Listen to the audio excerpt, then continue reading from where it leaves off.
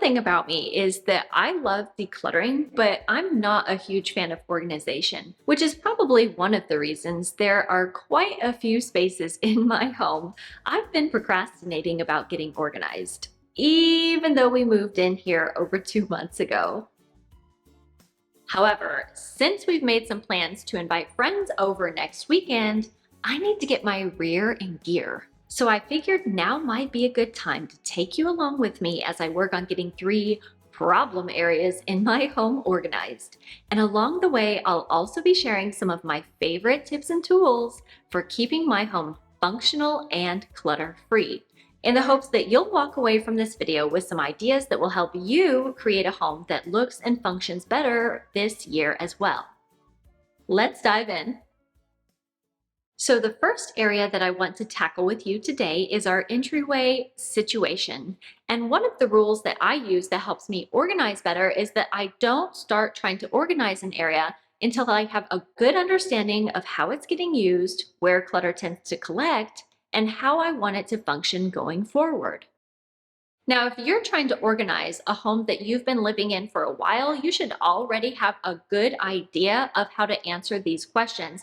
But as for us, like I said, we just moved in here around 2 months ago, and we live in a mid-century modern home that has a bit of an interesting layout that can make it challenging for us to keep things like coats and shoes organized in our entryway. Quite often, we find ourselves going in and out of the front door, like when my kids are going to and from school during the weekday. But there are also times that we use the door to the garage, like when my kids want to go biking or my youngest son wanted to make a bubble snake the other day, for example. And because we have a split level home, there are 2 closets that we can put towards coat and shoe storage, with one on each level. So the first thing I wanted to do in this area is figure out a system that's going to help us keep our shoes and coats organized. So the last townhouse that we were renting also happened to be a split level, and since I had purchased 2 shoe racks, one for the upper level and one for the lower level, I decided to repurpose those same shoe racks for use in this house as well, with the bigger one going in the main entryway closet and the smaller one going to the lower level closet. So the idea here is that the shoes that we wear most often are going to be kept up here on the shoe rack in the main entrance, and then the lesser worn or off-season shoes that we don't use as frequently but still need can go down in the lower level, such as our winter boots, for example.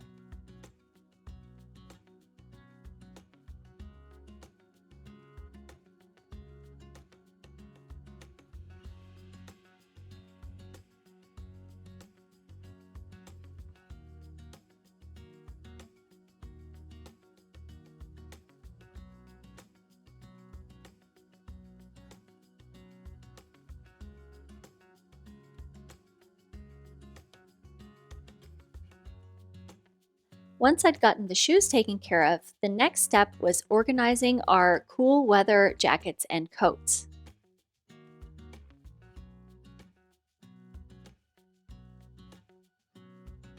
I love velvet hangers for the clothes in my closet, but I found that wooden hangers tend to work better for heavier clothing items like winter coats. So I like to stick with all wood hangers in our entryway closet for a nice cohesive look. And another rule that I have that I would encourage you to implement as well is to try and create organizing systems that allow every member of the family to take responsibility for putting away their own items themselves. Especially now that my kids are older, that means they are tall enough to take out and put away anything they need in the entryway closet themselves. And if I catch them throwing their jacket on the floor when they get home from school, you can bet I'm going to tell them to march their butts right back out there and put it away in the correct place. Obviously, if you have very young children, they might not have the height that they would need or the gross or fine motor skills to be able to put away everything themselves, but you would be surprised how even young children, I'm talking children as young as 2 or 3 years old, can put away certain things if you make it easy for them, like just being able to put their shoes on a shelf, for example, Or knowing that when they take off their jacket, they can toss it in a basket or a bin. And you start teaching them young, and then they're going to be a lot more likely to be able to do that and continue to do that when they're older. And then for our small accessories, such as hats, gloves, and scarves, I have 2 white plastic woven baskets that I put on top of the shoe rack on the main level. And I decided to use the nice built-in shelf up top to hold my 2 purses and a small umbrella, while the bigger one stays on the floor, kind of tucked in the corner.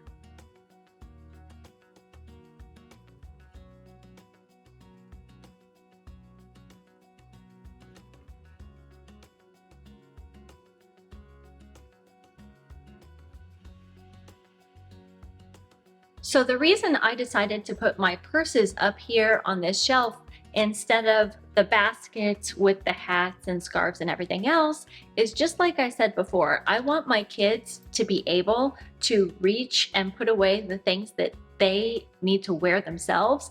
And so even though I have the space up there, that's why I'm not putting this up here and I'm keeping it down below instead. Next up, I'm going to show you how I tackled one of the biggest organization struggles of my entire life, which is figuring out what to do with kids' backpacks. Because if you don't have a good place to put them, they tend to float around the house and just spill messes out everywhere. So what I found was that my son's backpacks were tending to land against the big wall across from our dining room table, because the dining room table is where I sit down with them in the evening after they've come home from school to help them with their homework and whatnot. And we also had a lidded bin with school and craft supplies that we needed to access in that area as well. So I knew that I wanted a nice piece of furniture that I could use as a storage area in that space. And originally my husband and I were thinking to buy a sideboard, but it just so happened that when we moved out of the furnished rental that we were living in, our landlord told us that there was a bunch of stuff in that furnished rental that they didn't even want anymore. So we ended up getting a few things such as some floor mats and a free TV, and also a sideboard that was completely for free. So that really worked out perfectly. Because the sideboard has so much space underneath the lower shelf, I decided to hunt for some large baskets that I could place underneath it to store the boys' backpacks in. I looked at tons of baskets in all different shapes, sizes, and materials, and what I finally settled on were some gray felt baskets that I found at HomeGoods, which I knew would be large enough and deep enough to hold their backpacks. By the way, I just wanted to mention that I got these for $19 a piece on sale at HomeGoods, but I also saw some baskets at Target afterwards that were marked as $25. And I just wanted to give you a heads up that if you ever find a cheaper price elsewhere for something that you want to buy at Target or anywhere else for that matter, be sure and take a picture of that thing or be able to pull up the item online, because I know for sure that Target does price matching and it will match that lower price for you, and I bet that a lot of other stores will as well. So that's a nice little money saving hack I wanted to share with you to help you save on your organization supplies. Another thing that I knew that I really wanted to have in this area was somewhere to put my car keys, because I'm someone who used to lose my car keys all the time. And what's really helped me is just having a place where I know that I'm always going to be putting down my keys or sunglasses or other things. That's a rule that works for all sorts of different stuff. If you're someone who tends to lose things around your house, you really need to think about where you can create a landing station or a landing place for these kinds of things so that you always know where they go and where to look for them when you need to. So one of my favorite organizing solutions for that is to use a wooden bowl. And in our past house, I actually had a couple wooden bowls that I had thrifted before. We had one in my husband's office that was right around the corner from the door where we would put our coins and our keys. And then we had another one that was kind of by our coats and our shoes, where we kept things like sunglasses and hand sanitizer and sunscreen for when we were headed out the door. We didn't need all of that in this space, but I figured that a small wooden bowl would still be good for storing my keys. So I actually have this bowl that I purchased when we were in Greece last year because we already knew we were going to be moving to the USA. And I'm not someone who likes to buy a whole bunch of souvenirs, but I am obsessed with a good wooden bowl, okay? And I figured that a nice wooden bowl made out of olive wood would be not only useful, but also a nice memory from our travels to Greece, which was amazing, by the way. Highly, highly recommend. So that small bowl has now become the designated spot for me to drop my keys and any small coins that I happen to have in my pocket.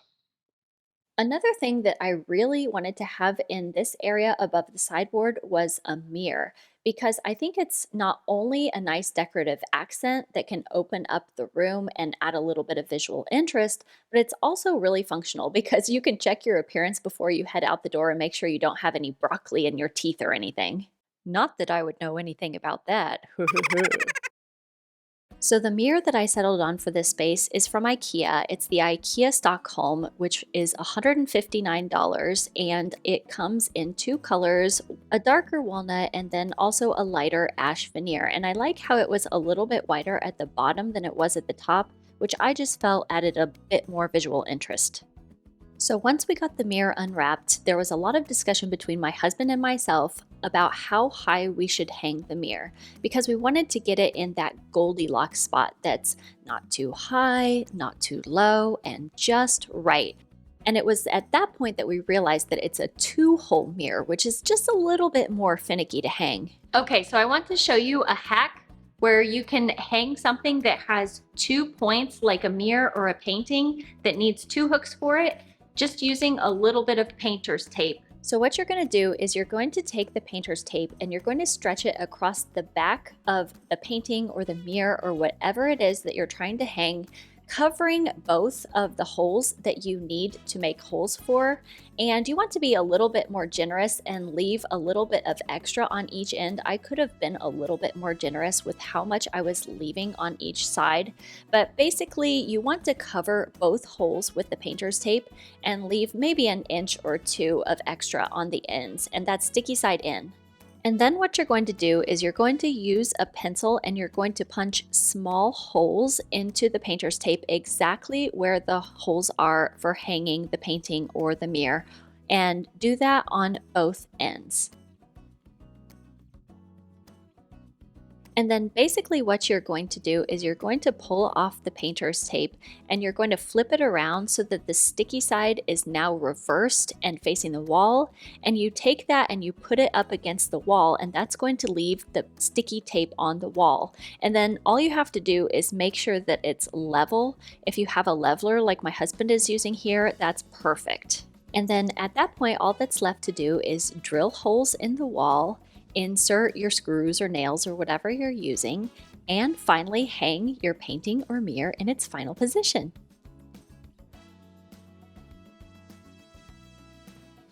Right? What do you think? I think it's a pretty good height. I think it looks great. I love it. Do we need to move the slightly? Which is, it doesn't matter. No, I think it looks great. I just need to vacuum it up now. Okay, well, So the last order of business was for me to put on my husband's vacuum cleaner backpack and get to vacuuming up the dust that was left when we drilled the holes in the wall. So here is the final result, and I have to say that I'm really, really pleased with how it turned out. I love that there's a place for everything and everything's in its place, and also that we were able to use things that had sentimental meaning to us, as well as find items that we were able to save money on when we were decorating, such as this sideboard that we got for free, and also the plant we got from our previous furnished rental for free. And so really just I bought some storage baskets here, the little plastic lidded storage basket and the mirror. So I feel like this is a really simple, minimal, and functional space that will help my kids be independent in putting away their backpacks, doing their schoolwork, doing crafts at the dining room table, and whatnot.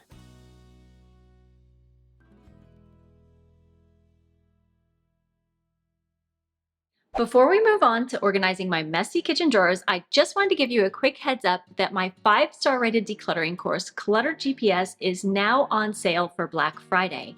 So if you're sick and tired of feeling stressed out and overwhelmed by the clutter and mess in your home, then this course is for you. This course takes everything that I've learned over the past 8+ years as a decluttering expert and minimalist mom and condenses it down into a step-by-step and easy-to-follow roadmap that walks you through how to declutter and organize every square inch of your home, as well as teaches you the A to Z of creating habits and systems for keeping your home and life highly simplified. Right now, we're having the biggest sale of the year, so you can save hundreds of dollars off the regular price of Clutter GPS. So instead of buying a bunch of junk that you don't need for Black Friday, why not give yourself and your family the gift of a cleaner, tidier, and happier home?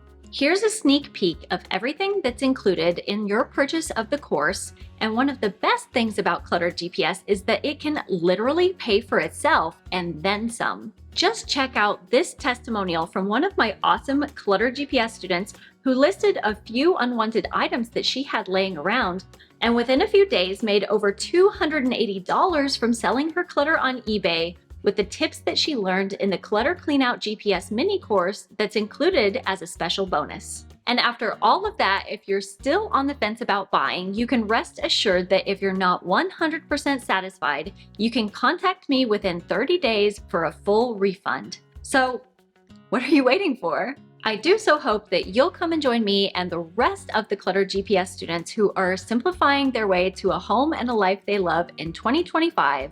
Now let's move on to the next area that I need to organize, which is my messy kitchen drawers.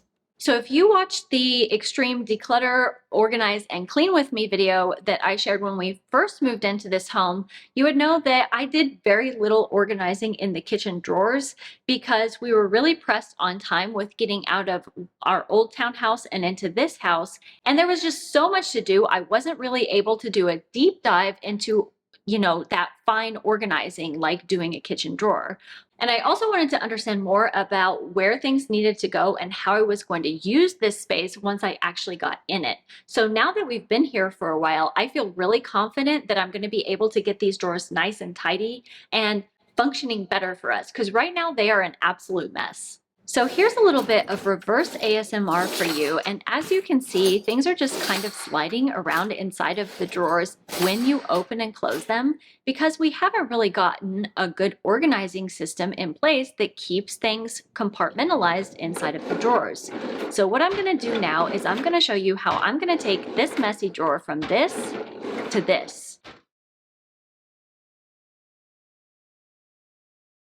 First things first, if your kitchen drawers are messy because they're packed with too much clutter, then it's a good idea to declutter them first before you try to organize them. So you can either go and check out this video of 20 things your kitchen doesn't need and come back to this video later, or you can pause this video and do a quick decluttering session by opening up your drawer and taking out all of the stuff one by one and sorting it into 2 piles. One pile for the stuff you want to keep and one pile for the stuff you want to let go. My drawers are already decluttered, so we're going to dive right into organizing it. And I'm going to be using 2 drawer organizing products today, an expandable drawer organizer that's made out of bamboo, and some adjustable bamboo drawer dividers. And I will make sure to link to the exact products that I use down in the description box below for you in case you're interested in checking them out. But before you go out and buy any sort of organizing product, no matter whether it's for your kitchen drawers like this one,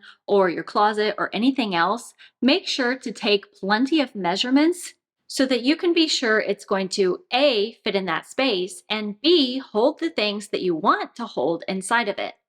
I actually made a mistake myself recently, which was that I measured the drawer, but I forgot to measure the length of my silverware. And then I went out and bought an Tira drawer organizer from IKEA, only to get it home and realize that the smaller forks didn't fit inside of the compartments. So I had to go back to IKEA later and return that item. So before I purchased this on Amazon, I made sure to double check my measurements to be certain that everything that I wanted to fit inside of here would actually fit inside of here. If you want, you could also add some contact paper to the bottom of your drawer before you organize it. So our drawers already had some vintage contact paper inside, and I just decided to keep that. So here's a little secret that I actually haven't shared with you yet, and it's that this home reminds me quite a lot of my childhood home. Even from the outside, it's the same color. And when we were touring this home and I opened the drawers, I got a huge shock because this is actually the exact same contact paper that we used to have inside our drawers and cabinets that I think dates back to the 80s and 90s. So, I guess here's my question of the day for you. Do you believe in signs or messages from loved ones? Because I feel like I've had things like this happen so many times before in my life where I felt like my mom or dad were reaching out to me. Feel free to drop your thoughts and stories about this down in the comments and let me know what you think. So let's dive into my silverware drawer, and the first thing that we're going to do is make space for this expandable bamboo utensil organizer by clearing out the silverware that's already inside, as well as the chopsticks and the skewers that I have in there. Oh, and I just wanted to mention that the organizer also came with these little silicone feet that help it not slide around in the drawer. Literally, all I did when we moved in here and I was organizing this drawer the first time was I put down some parchment paper inside the drawer to line it, because this is the one drawer that doesn't have contact paper. So we're going to first remove that, and then we're going to put in the expandable drawer organizer just to kind of check the fit and see how wide each side needs to be. Now what I've done is I've flipped over the organizer, and I'm going to take each of those little non-slip footsie pads, and I'm going to put one on each of the four outer corners of this. That's going to kind of help for it to stick into place. And then I'm also going to put two, because it only came with six. So I'm going to take the two extras and put them roughly in the middle of both of the sliding panels for the center of the organizer.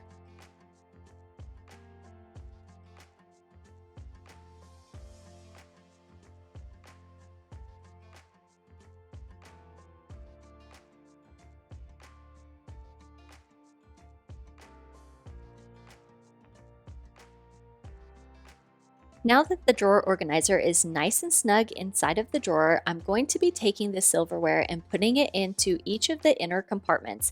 And I just want to point out here that you can notice that I'm organizing from smaller items to larger items. So I put the smaller measuring spoon set to the far left, and then the smaller spoons and forks to the right of that, and then the larger spoons and forks to the right of that. You don't have to do this if you don't want to, but I just find that it's a little bit more pleasing to my eye when I see it like this. And then I'm going to take the knives, which are quite a bit longer, and put them above the other silverware items. And then the chopsticks go above that. And then that leaves me with one large metal serving spoon that I'm going to place to the left side of the organizer, and some bamboo skewers that I'm going to put on the right hand side, which I use for things like kebabs, for example. So here is the final result, and as you can see, it's already feeling much more tidy and organized. And now whenever I open the drawer or my kids go to open the drawer, we don't have to worry about things sliding around and making a big messy jumble. Oh my gosh, you guys, there's a little squirrel that's eating the pumpkins that are out on our front steps, and it's just too adorable. I have to show you. How cute is this guy? He has been coming up and feasting on our pumpkins for the past couple days, and he's already looking pretty plump, so I think he's gonna have a nice chunky winter, don't you? So the next messy drawer we're tackling is this one that holds some of my larger utensils and kitchen items. And we're going to be using these bamboo drawer dividers inside of this drawer. These drawer dividers are spring-loaded to ensure a nice tight fit, and these particular drawer dividers will fit drawers from front to back or side to side depending on how you want to use them, that are from 17.5 to up to 22 inches long. And I also like that they have a soft foam material at both ends so that you don't scuff the insides of your drawers, and that also kind of gives it a nice, softer, snugger fit. So we're going to start by removing all of the utensils and kitchen items from this drawer. And then what I'm going to do is I'm going to take one drawer divider at a time and place it in there with the spring-loaded part towards the back. And then I'm going to kind of adjust it to fit each kind of section of utensils as I go through the drawer. And one thing that I want to point out that I'm doing here is that I'm trying to put similar categories of items together, so wooden spoons with wooden spoons, and I'm also alternating the direction of the larger ends of those things so that I can fit two in each kind of drawer divider, because otherwise I wouldn't be able to fit everything inside of this drawer. And especially if you live in a smaller home, this is a really great hack for maximizing the amount of storage space that you have. I often use the same trick with my shoes if I run out of shelf space, which is that I'll alternate the direction the toe is pointing in. And now here you can see the result of using the drawer dividers to organize this messy kitchen drawer. I know that decluttering and organizing projects like this are so easy to procrastinate about and put off, but I promise you, once you get them done, not only is your home going to look so much better, but it's also going to function so much better, which in turn is going to make keeping things clean and tidy a whole lot easier and less stressful. And if you're looking for more tips or motivation to get started, make sure and go check out one of these videos that YouTube thinks that you'll like, or I'll see you next week. Until then, take care. Bye-bye.